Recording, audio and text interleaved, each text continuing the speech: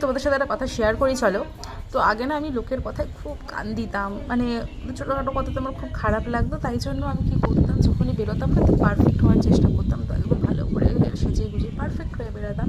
কিন্তু তারপর আমি খেয়াল করলাম, তো যখন আমি বিপদে পড়ি, অ্যাকচুয়ালি না 15 মিনিটের জন্য দিয়ে দিয়েছিলাম, তো ওটা হয়ে শেষ হয়ে গেছিলো, আমি এরকমই করতে থাকি, তো আবার 60 সেকেন্ডের জন্য দিয়ে দিয়েছি, তো নো চাপ। তো হ্যাঁ, যেটা বলছিলাম, তারপরে ভাবলাম যে এই লোকগুলো যখন আমি বিপদে পড়ি তারা কখন যায়, কোথায় যায়, তো আলাদিনের প্রদীপের মতো পুরো তো ভুস করে উড়ে যায় না, হেল্প করতে আসে না, কিন্তু উধাও হয়ে যেতে পারে।